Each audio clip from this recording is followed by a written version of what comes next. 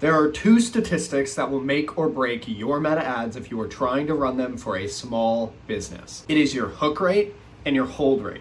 Now, your hook rate is the statistic that says how many people are going to continue to watch past 3 seconds, and your hold rate is how many people watch to the end. Let's start with hook rate, what it is, how to improve it, what you should be looking for. Now, a low hook rate causes two really big problems with your meta ads. The first is that you don't have everybody watching, especially if you are targeting a specific audience and you've told Meta who to target and nobody's watching the video, then that means you're spending money for nothing, for no reason. If your hook rate is below about 20%, then your ad is not going to do well because you are effectively spending $5 for nothing for every $1 that you get that's actually valuable. Now, click-through rate and ROAS are also really important, and I have many videos talking about that. But your click-through rate can only effectively hit 3 or 4 or more percent if your hook rate is also 20 or 25%.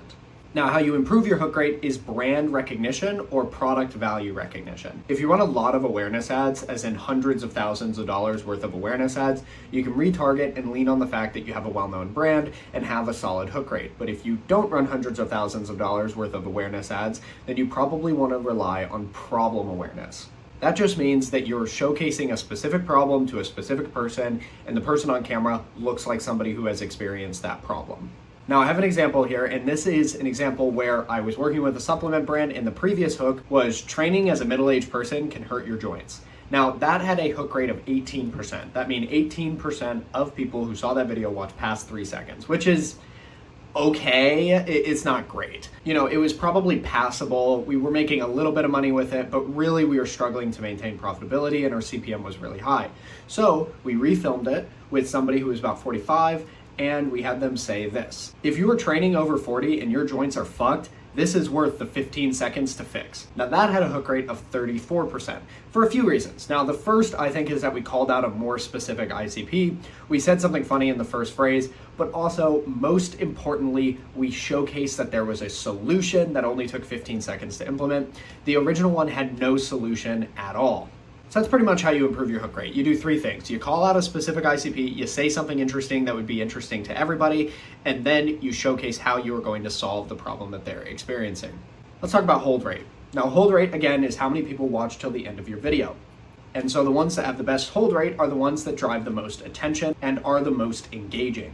This also means that they probably feel more organic. If your paid ads feel like paid ads, then they're going to have a worse hold rate. So you want to make content that feels engaging. UGC videos, founder stories, ingredient breakdowns, customer reviews, things like that, that feel like they would naturally be present on the platform are going to have a stronger hold rate.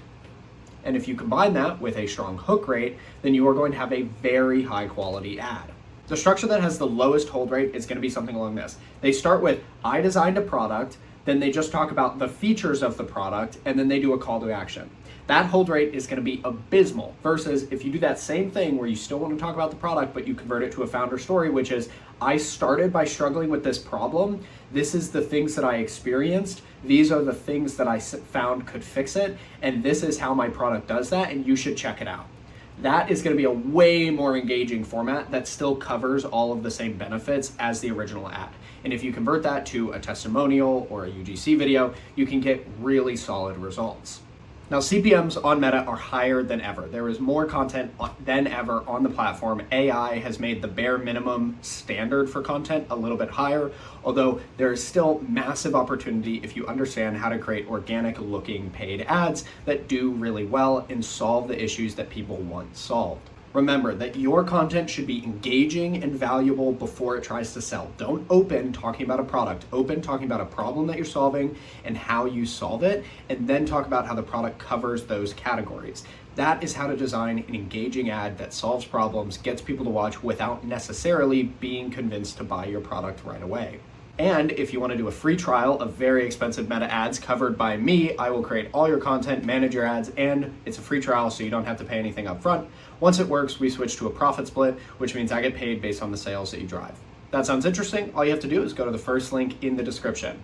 Now, an example of how this worked as an ad, just so that we can relate it to today's video, is I spent the majority of this video talking about how to create good ads, and then I talked about the problem being that meta ads are very expensive, and I talked about how I can solve it with a free trial and a profit split.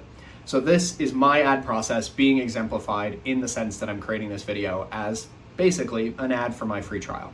Again, I love making ads. I'm happy to do it for you for free. So check out the first link in the description.